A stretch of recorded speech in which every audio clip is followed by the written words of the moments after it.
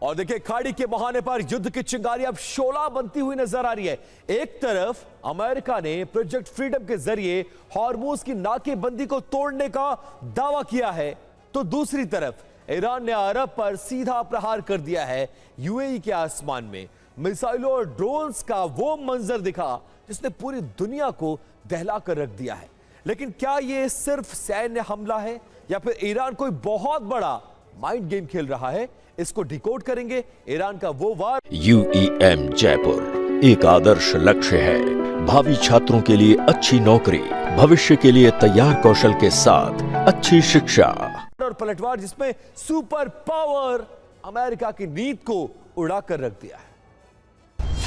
Hormuz में नाकेबंदी, अरब के आसमान में मिसाइल आंधी, सीज फायर सिर्फ छलावा, विकल्प नहीं विध्वंस के अलावा।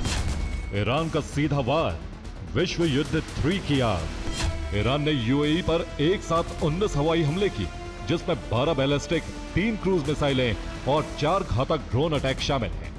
यूएई ने ज्यादातर हमलों को इंटरसेप्ट करने का दावा किया।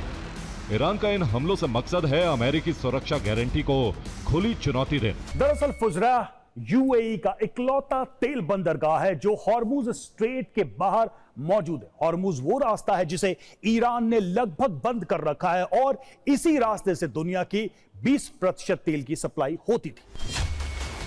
फुजैराह यूएई का एक बंदरगाह। हॉर्मुज बंद होने के बाद भी अगर कोई देश तेल निकालना चाहता है तो उसके पास 2 रास्ते हैं। पहला, हॉर्मुज से जबरदस्ती निकलना जो बहुत खतरनाक है। दूसरा, यूएई का फुजैराह बंदरगाह। यहां तेल हबशान फुजैराह पाइपलाइन से पहुंचता है, जिससे रोजाना लगभग 18 लाख बैरल तेल जाता है और फिर सीधे समुद्र में जहाज चले जाते हैं। इतना ही नहीं, फुजैराह में करीब 7 करोड़ बैरल तेल जमा करने की क्षमता है। ये दुनिया का दूसरा सबसे बड़ा समुद्री ईंधन केंद्र है। यानी अगर हॉर्मुज पूरी तरह बंद हो जाए तो भी यूएई फुजैराह के जरिए दुनिया को तेल सप्लाई कर सकता है। ईरान जानता है जब तक फुजैराह खुला रहेगा, अमेरिका और उसके सहयोगी हॉर्मुज के बंद होने से ज्यादा परेशान नहीं होंगे।